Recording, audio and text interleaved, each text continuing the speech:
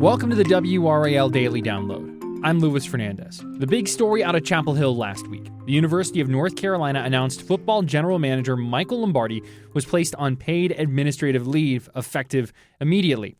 Since then, we've learned that an investigation is now underway. I spoke with WRAL sports investigative reporter Brian Murphy about what we've learned, how this impacts the university and the football team a week after Lombardi was put on administrative leave. General Manager Michael Lombardi, it was announced that he was put on paid leave at the very beginning of this week. We are recording this on Friday, July 31st. I'll read the quote, the statement in full here. The University of North Carolina at Chapel Hill has placed Michael Lombardi, general manager for the Carolina football program, on paid administrative leave effective immediately. As is standard procedure with personnel matters, leadership, staff, and student athletes are prohibited from addressing this topic further and has no reflection on the merits. Shortly after that, there were also national reports, including ESPN's Pete Thamel, who I believe broke that, says it's related to a human resources investigation. Brian, take us through the kind of timeline of what we're looking at here. When did this start? What have we seen develop over the past week? Yeah, what we've learned, and we learned a whole lot on Thursday when Bill Belichick spoke to the media, when Steve Newmark, the new athletic director at the University of North Carolina, spoke to some media members. And then Chancellor Lee Roberts also spoke on camera to media members at the Board of Trustees meeting. What we've learned about the timeline is that these concerns were brought to the university sometime last week, so before the Monday, being put on paid leave on Monday. And then Lombardi was placed on paid administrative leave on Monday morning. And then on Thursday morning, right before Belichick spoke to the media and before UNC began fall practice, the university announced that there was an investigation being led by the university's Office of General Counsel or Office of Legal Counsel that is investigating this case. They really have not been able to say much, although Steve Newmark did say this dealt with a personnel matter, and that one of the reasons they're being tight-lipped about it is it deals with a lot of confidential personnel data, right. Which seems to imply that there's more than just Michael Lombardi involved, maybe others that names would be put out there if we knew everything that was happening here. And then I thought Lee Roberts sort of gave the strongest quotes about this. I think you have the full quotes, but he just talked about that timeline a little bit and just about how disappointed he was that they're having to deal with something like this in the football program. The quote from Lee Roberts here, I'm disappointed that we're talking about this. We should be focusing on our student athletes and on their success on the field and all the wonderful things that happen at this university every day, providing opportunities for students from every nook and cranny of North Carolina. And it's so distressing to me and everyone else in the administration entrusted with leadership at this remarkable university that this is something that we have to spend time on. Yeah, and I think that quote has been a little bit misinterpreted. I think people on social media, and let's see what their motives are, but people on social media have taken that as Lee Roberts is upset that he's having to talk about this, that the media is asking about it. I read it completely different, and I've talked to people around Lee Roberts. I would agree. That he is upset, or angry, whatever adjective you want to use, that this is happening. Right. It's not that he has to talk about it or that he's not upset that the media is covering. He's upset that it's actually happening and that they have to deal with it. So I think, that was as angry as I've seen Lee Roberts. I've interacted with him ever since he's been named the chancellor, talked to him quite often and quite often in person. I've never seen him quite as angry as he was. Now, he's not a type to lose his cool, but just listening between the lines a little bit, he seemed angry. He talked earlier in the press conference that if there are problems, we want to know about them. If something needs to be fixed, we will fix it. Strident tones from the chancellor. To put this into kind of some perspective from the bigger picture here, right? This is the start of, or we're getting pretty close to the start of a fall semester at UNC. Right. This week on Thursday, UNC football started its fall camp. Its first practice ahead. What everyone within that program is hoping is a much better year as they look ahead to what's kind of this marquee game where they're playing TCU in Dublin, Ireland. Right. So I think that ties into what you're saying there, is that this was this opportunity for UNC football to have a lot of positive attention focused on it, to focus on the on-field stuff, to focus on those good stories that Roberts mentions. But instead, what you find is this whole week, the focus has been on Michael Lombardi and his paid leave. Yeah, two things there. One, it's not just this football game in Dublin. And they have a litany of university events happening in Dublin. They're even playing a women's soccer game. But outside of athletics, they have meetings with the School of Health, I believe, the business school. There are all kinds of interactions between the university and the community there in Dublin, universities in Ireland, TCU's involved in some of these things as well. This is really what they see as a showcase for the university, not just a showcase for the football team. I think we should go back a little bit. The second thing, I think we should go back a little bit. Who is Michael Lombardi? Like, how did we get here? Michael Lombardi has been a longtime associate of Bill Belichick. Throughout Bill Belichick's storied NFL career, Lombardi has popped up from time to time at various stops, worked with him in Cleveland, also worked with him in New England. Lombardi previously had worked in the Oakland Raiders, now the Las Vegas Raiders organization with Al Davis, had worked for the San Francisco 49ers with Bill Walsh. What exactly he did in those organizations has always been a little bit of a mystery, but he certainly worked in those organizations, learned from some of the best leaders and best builders in the National Football League. He was the general manager of the Cleveland Browns for 1 year in 2013 and has been at Bill Belichick's side since Bill Belichick left the NFL, hosting podcasts with Bill Belichick.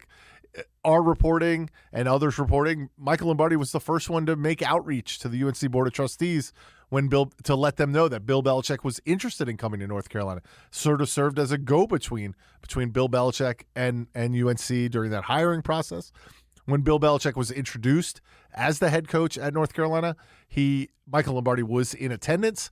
Bill Belichick announced at that press conference that Michael Lombardi would be the general manager of this team. And the very first hire on his staff. Very first hire on his staff. Spoke a lot about Michael and I, or me and Michael, are going to do this. We're going to implement these programs to get this program turned around. And so Michael Lombardi has been there from the very beginning of the Bill Belichick at UNC experiment. And Michael Lombardi has been responsible for assembling the talent on this team. That's what the football general manager does. It's kind of a new concept in college athletics, but as team building has gotten increasingly complicated, you're not just recruiting high school players and keeping guys on your team for 4 years and hoping they get better. With the transfer portal, with NIL, with revenue sharing, college sports become much more like professional sports, where they have a whole personnel department. So you have high school, people in charge of the high school recruiting, people in charge of transfer portal recruiting, people in charge of negotiating these deals between your program and the players. So Michael Lombardi has been in charge of all that, and he is the highest paid general manager in college football. He makes $1.5 million on a 3-year deal. That's close to double what even some of the highest paid other general managers make at places like Alabama, Ohio State, Texas. So that has put him in the spotlight. Lombardi has many critics. I'll put it that way. A lot of people have taken shots at Lombardi not using their names, but it's fair to say he has a lot of critics in this field. He had never worked in college athletics since the early 80s when he started his career at UNLV. Bill Belichick has never worked in college athletics before he got this job. And so that just provides a little background on who Michael Lombardi is and why he's so high profile. The general manager at NC State, that name never gets mentioned. Right. The previous general manager at UNC, we never wrote stories about him, rarely talked about him. But because Michael Lombardi has been such a high profile person in both the NFL and in his relationship with Bill Belichick, and because he is so highly paid, and because he does attract a lot of media attention, this has become an even bigger story. Michael Lombardi was, very active for quite some time working in media. Right. He's been very, forward facing. He's been in front of the camera often, whether it's press conferences, scrums, availabilities, even just walking around, pregame, postgame, very active person there within this world and within the inner circle of Bill Belichick. So also his son is on the staff. His son is the quarterback's coach, and it was Lombardi who uttered the famous line, I think that's going to be on the epitaph of whatever ends up happening with this, where he talked about he and Bill Belichick want to run Carolina as the 33rd team, meaning the 33rd NFL team. That has been something that has been now tagged to Carolina forever, particularly when they struggled on the field and went 4-8 last year. Right. Now, with all this in mind, I do think you lay out the personnel department a little bit there. And one question that, for those that may not be as familiar with college football, ask is, wow, this guy seems incredibly important to the way this program is put together. Is him being on leave so close to the start of the season a big deal? And it sounds like there's a whole lot of nuance with the answer to this question. Yeah, I mean, August is a dead period in high school, in college recruiting, in football. And so that means that, you're not having people come to your campus to visit. I don't even think you can make calls to players. Now, of course, when the high school football season starts in September and October and really gets rolling at the same time as the college season, well, then you're having recruits come to campus. You are trying to arrange to get to games on Friday nights or whenever the high school is playing so you can see these prospects in person. That will really step up. Now, high school recruiting is basically working a year ahead, but you're still looking for some class of 27 prospects. Sure. You're also looking for some class of 28 prospects. And so that job is about to get very important. And Bill Belichick kind of alluded to this at his press conference availability this week, saying, there are certain times on the calendar that are more important than others, and we're getting close to some of those times. Also, there are lots of people in the personnel department. Right. It is not just Michael Lombardi. Right. It is not just Michael Lombardi, but he is at the head of that department, and he is a key negotiator, I think, on some of these deals. So, I think his responsibilities can be shared by the others in that department. I think the bigger distraction is that Bill Belichick's having to answer questions about this. Right. That we're talking about it, that Michael Lombardi, who has been a confidant for many years, is not there to either bounce ideas off of or talk about personnel. So there is certainly a loss without having Michael Lombardi there.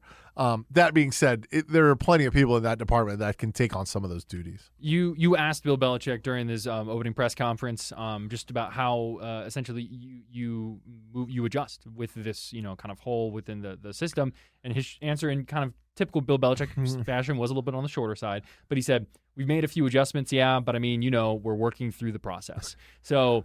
And how long that process goes, I think, really remains to be seen. We don't know how long this investigation is going to last. Yeah, Steve Newmark, the new athletic director, and he just took over for Bubba Cunningham, the longtime athletic director, at July 1st.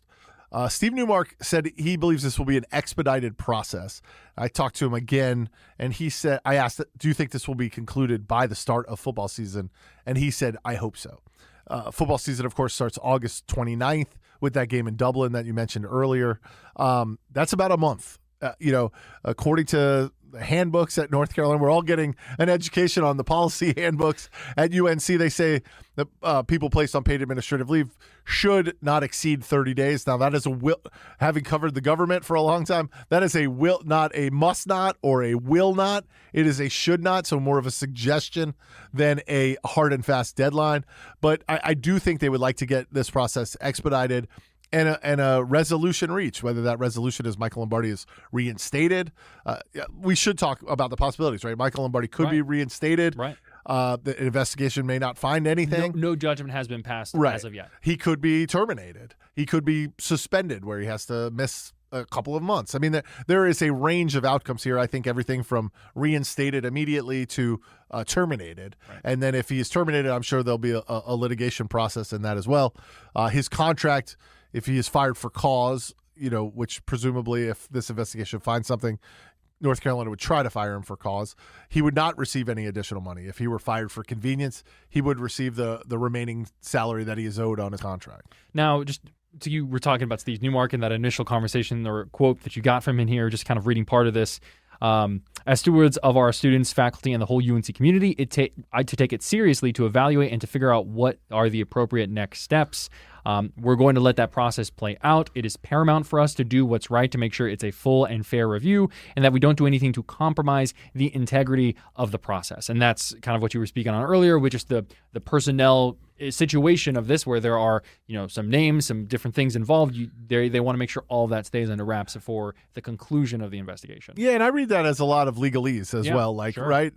You want to make sure that your investigation is beyond reproach, that no one can say, whether it's the accusers or whoever filed this complaint, whether it's Michael Lombardi, you don't want either side to be able to say, well, you had prejudged this, it was unfair, you were talking to the media, you were leaking. And so I think North Carolina has worked very hard to keep this as under wraps as possible. But they have, to their credit, I guess, and they've talked about this publicly, whenever there is a step that we can disclose to the media and the public, we will. And on Monday, they disclosed that Michael Lombardi had been placed on administrative leave effective immediately. On Thursday, when the investigation was officially launched, they came out and immediately said the investigation is now underway. So I do believe that UNC, at least their strategy so far, has been whenever there is a public point in the process that they can disclose, they will try to do that. I don't know if that means the next time we'll hear from Carolina is the investigation is concluded, and then now we are considering our options, or if the next time we'll hear from North Carolina is this is what we've decided to do as a result of the investigation. And kind of leaning into that point as well, like on Thursday at the very beginning of the press conference, you have communications representatives coming up in front of the podium to essentially read out the statement that is released. They're taking this very seriously in terms of not saying things they shouldn't be saying that could potentially impact the investigation. Yeah, but look, I think Bill Belichick didn't want his press conference hijacked with only questions about Michael Lombardi. I think Chancellor Lee Roberts didn't want his press conference media availability simply to be about football questions. And so what they've tried to do, for better or worse, and there'll be people, I think, on both sides of the issue who say they're not saying enough, and people who say, yes, they're doing a great job. They have tried to, I think, get as much information out without allowing this Michael Lombardi situation to sort of take over these availabilities. Now, Certainly there were a few questions for Bill Belichick about the situation. He handled them and moved on. There were questions to Lee Roberts about the situation. He handled them and moved on. What I thought was interesting about Lee Roberts, they said he would take one question about the football program. Well, he issued a statement. Let's be clear. He issued a statement about Michael Lombardi, said he would take one question about the football program. I asked him about whether it has dampened his confidence in Bill Belichick, to which he didn't give much of an answer. But at the end of his availability, without prompting, he went back to the football situation. Right. And that's where he gave that quote about disappointing and distressing. That was unprompted.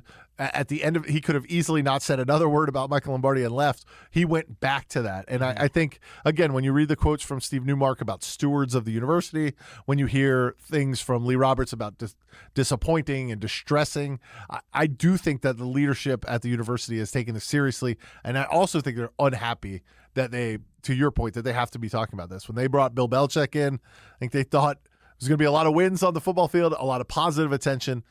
Unfortunately, if you're a UNC fan, you're getting a lot of negative attention and not a lot of wins on the field. And I do want to wrap this up with one more question, because I think all of this, what's kind of, I think, drawn people to this is that it's not happening in a vacuum. There's the context of the past, year and a half, essentially, of UNC football under Bill Belichick at this point. So when you look at what happened last season, not necessarily anything like wrong, just a lot of off-field attention. And you look at what's happening now, I mean, once again, it kind of circles back to there's a lot more talk about off-the-field stuff with UNC than there is with on-the-field stuff, you would see. Yeah, I mean, that's why I call it an experiment. This really has been a Bill Belichick experiment. And I think the first year, at least leading up to the opener, was sort of a mixed bag. You got a ton of attention, a ton of positive attention in selling season tickets, selling sponsorships. A lot of television games got picked up by television partners. Of course, there was some negative with Jordan Hudson, Bill Belichick's much younger girlfriend, and their CBS interview. But for the most part, it was sort of manageable, right? It was a buzz. There was hype and a buzz. And everything since the end of the first drive against TCU when Carolina scored and thought, wow, man, this worked. Things quickly fell off from there. So now you're entering this season, and there has been very little hype about this team. We have not gotten the press releases about sellouts, about games getting picked up by national television partners. And now you get another negative headline just a month before the season starts about Michael Lombardi. And look, we don't know the nature of this complaint, how serious it is. But given that it's been deemed a personnel matter, national reports about an HR complaint, like that could go in a lot of different ways. This could get much uglier fast. I think now you're like, wait a second, we're not getting the hype, we're not getting the buzz. Nobody's talking about us in the way that we wanted to be talked about, and now we're getting talked about in a way that we don't want to be talked about. I think all of this goes into the Bill Belichick hire, right? It is all part and parcel of that. You're getting some of what you wanted, a lot of what you didn't want. And I think it will all, when the story is told about this era, unless the on-field results change dramatically. And I don't think anyone's quite counting Bill Belichick out, even though, you look at the talent. He's won a lot of football games. Yeah, you look at the talent, you look at the schedule, and you say, oh boy, this is going to be tough. But that 1% or 5% or however much of a percent you give is because Bill Belichick won 6 Super Bowl titles with the New England Patriots. And so there's always that little percentage that thinks, well, maybe with a new offensive coordinator, maybe with some new talent, he's going to get it figured out. But, when I think that story is told, all this off-field stuff, and Michael Lombardi is going to be a huge part of it. So for next up, I guess, we're following along with what happens with this investigation. We'll see what that looks like. I'm sure you will be, right there waiting to see what goes on. And then also August 29th is the start of UNC's football season, that game in Ireland. So the next month, we're going to be learning a lot about UNC football, that's for sure. Anything you want to add, Brian? Yeah, no doubt everyone is looking into this. I mean, there are, lots of reporting going on, not only here at WRAL, but nationally and outlets throughout the region and throughout the country. I do think we're going to hear a lot more about this story before kickoff in Dublin. Thanks to Brian for that conversation, and thanks for listening to the WRAL Daily Download, and for making us part of your morning routine. Find the latest North Carolina news on our YouTube page. Just search WRAL. Another great way to get WRAL news is the Morning Briefing newsletter. It's a daily email of Triangle news, events, and headlines to help you get ready for the day. Sign up at WRAL.com/newsletter.